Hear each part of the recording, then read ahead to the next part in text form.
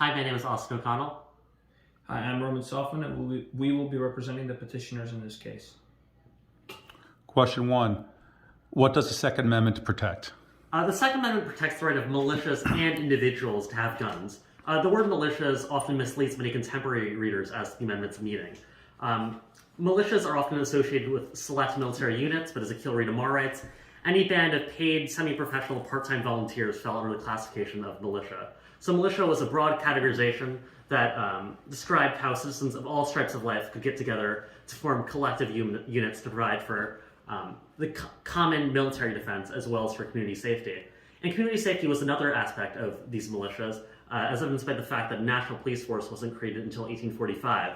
It was up to citizens to get together to form their own patrol units to enforce community order.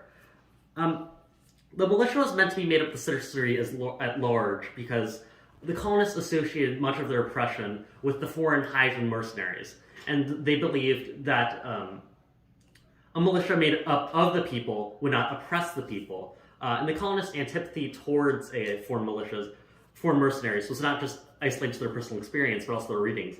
Montesquieu, the most cited scholar in the colonists, wrote, "The fatal flaw of the Roman Empire was its heavy reliance on foreign militias." The militia certainly wasn't limited to organizations like the National Guard, for another reason, the fact that the National Guard is prohibited by federal law from carrying guns outside of service. The militia was described by leading anti-federalist Richard Henry Lee as being made up of the yeomanry, or the average farmer, and by George Mason as being made up of the people, which is actually a wording used later in the amendment to describe how not only does this amendment protect the right of the people to form together in a collective sense for militia use, but also for an individual sense. The people is also used in the First Amendment to describe a collective right to petition, as well as an individual right for freedom of speech, and freedom of religion, etc. The Fourth Amendment also uses the phrasing "the people" to refer to individual rights. By contrast, the 10th Amendment specifically refers to states. When the founders refer to states, they quite directly refer to states. When the founders refer to the population at large, they use the word "the people." To more clearly demonstrate this fact, James Madison initially intended to place the amendments throughout the Constitution instead of at the end of the document as it was in the final draft. As David Hardy writes, if the goal of the Second Amendment was to restrict federal power, you'd probably expect to see it after Article 1, Section 8. But Madison wants to put it after Article 1, Section 9 with individual liberties like the First Amendment. So the founders viewed the Second Amendment not just as a collective right to bear arms in service of a military or patrolling unit, but also an individual right, so individuals can defend their own homes. And federal laws and Supreme Court rulings also group the Second Amendment with other individual liberties found in the Bill of Rights. The Civil Rights Act of 1866 describes the first 8 amendments as personal liberties that cannot be violated by state or federal governments. United States v. Virgo Uriquez, the Supreme Court defined the people referred to in the First, Second, and Fourth Amendments as a class of persons who are part of the national community or have otherwise developed sufficient connection with this country to be considered a part of that community. In the same spirit as the Civil Rights Act of 1866, the court said in Planned Parenthood v. Casey that the first 8 amendments of the Constitution protect individuals against federal interference. 2. Why did the framers include the Second Amendment in the Bill of Rights? There are 2 primary reasons for which the Second Amendment was included into the Bill of Rights, starting with to protect state and individual sovereignty. As we spoke about before, the Second Amendment protects a right of a militia and individual to bear arms. The Second Amendment defends the right of militias because the British Standing Army was one of the main sources of oppression the colonists faced, so they created an alternative, militias, to provide for the common defense. Ethelbert Gerry echoed a popular sentiment when he described standing armies as the bane of liberty. He says this as the standing army of the British would oppress the colonists, and they felt that as long as the militia was made up of their citizens, the citizens could not possibly oppress themselves. In a paper called the Journal of Occurrences, the colonists recorded regular instances of abuses such as rape and aggression by British soldiers. The second reason for the creation of the Second Amendment was to grant people the ability to defend their homes. In the state constitutions of Pennsylvania of 1776, Vermont of 1777, and Massachusetts of 1780, which were to serve as much of the basis for the Second Amendment, defined the right to bear arms in the context, among other things, as defending property or themselves. We can also see that home privacy is a big priority for the founders in other parts of the Bill of Rights, like the Third and Fourth Amendments, which prohibit the quartering of troops and unwarranted searches and seizures, respectively. 3. What are the limits of the Second Amendment's protection? Even though the Second Amendment protects the right of the people to bear arms, this doesn't mean that every adult in the United States is entitled to the right of citizenship to have a gun. In the aforementioned United States v. Virgo Uriquez, the court said the people refer to native-born U.S. citizens or naturalized immigrants. So illegal immigrants and new immigrants are not entitled to the same rights of citizenry. And U.S. citizens actually can renounce their rights of citizenship if they commit a crime. The Fifth Amendment says citizens may be deprived of life, liberty, and property so long as they're given a fair trial. Number 4, what weapons does the term arms include? We agree with the definition of arms set in Catano v. Massachusetts in 2016 as, quote, a thing a man wears for his defense or takes into his hands that is carried for the purpose of offensive or defensive action, end quote. The court ruled that this included weapons not around during the founding. If the Second Amendment is to have any power in the modern age, it must account for changes in technology. Muskets simply do not have the power to be used for either self-defense or military use today. The founders realized that when making the First Amendment, that new communication technologies would be created, which is why they defend the freedom of speech, press, and petition, and not the freedom to write letters and use a printing press. 5. What is the difference, if any, between the verbs keep and hear? So the word bear is almost always used in a military context, whereas keep and bear, when used in the context of rights, refers often to both a military and an individual context. So according to the Corpus of Founding Era American English, a database that contains about 140 million words in American founding documents from 1760 to 1799, the word bear was used in a military context about 90% of the time. Whereas if you look at words keep and arms and their variants, so synonyms, refer to a military right 40% of the time, an individual right 30% of the time, and neither in the remaining context. When arms are looked at in the context of rights, 40% of the time they're used in a military context, 25% of the time in an individual context, 30% of the time both a military and an individual context, and the remaining uses are ambiguous. So we can see that when the founders were using the words in the Second Amendment in other contexts, they're referring not just to a military right to bear arms, but also an individual right to bear arms. It's also worth noting, as we mentioned before, the amendment protects the rights of the people, which, as used in other parts of the Constitution, refers to individual and collective rights. 6. What is a militia, and why did the framers refer to it in the Second Amendment? To reiterate what we already stated in responding to the first question, the militia refers to a group of citizens who get together to provide for the common defense and safety of the nation. As we stated in responding to the third question, citizenship is a broad classification entitled to those who were born and naturalized in the United States. This is essential to be able to understand the concept of militias, as they are made up of ordinary citizens. The militia was meant to be made of general citizenry and to prevent oppression by an elite group. As Richard Henley Lee states, if only a fraction of the population is armed, then the rest of the population will be, quote, rendered of no importance and be left defenseless.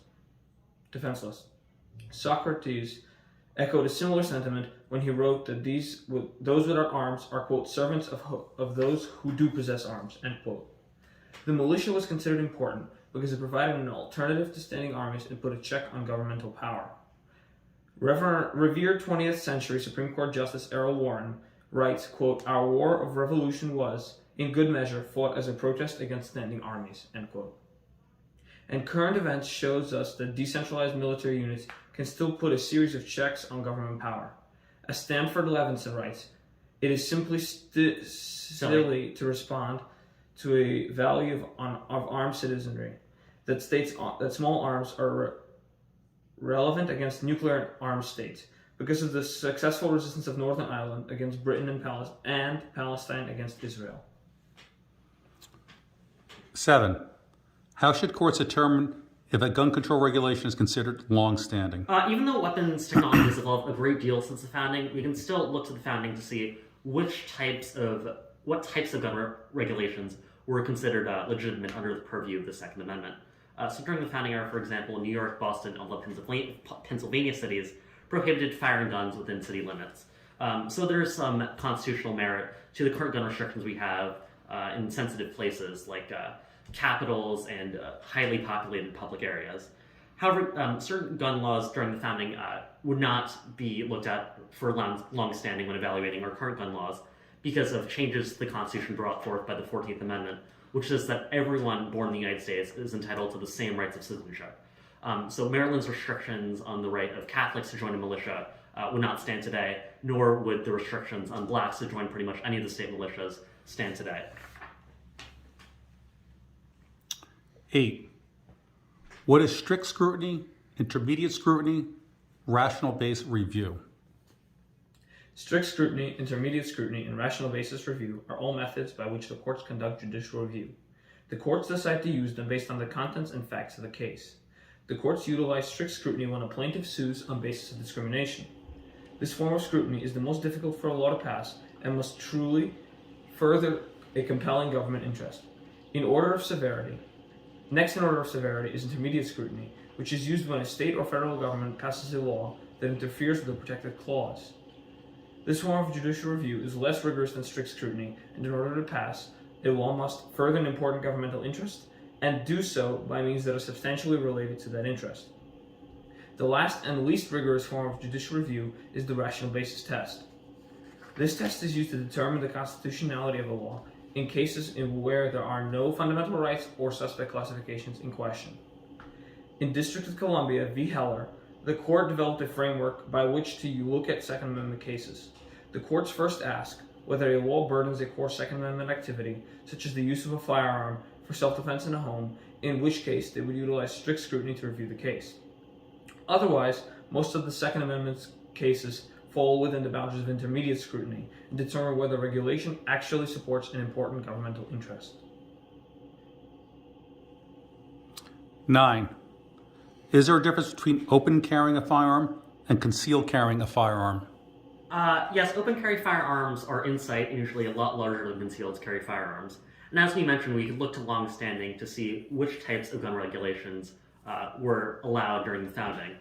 So according to the majority opinion in Heller, written by Antonin Scalia, the founders respected the ancient practice of giving a misdemeanor for the practice of frighting, which is openly carrying a large weapon simply for the purpose to scare people.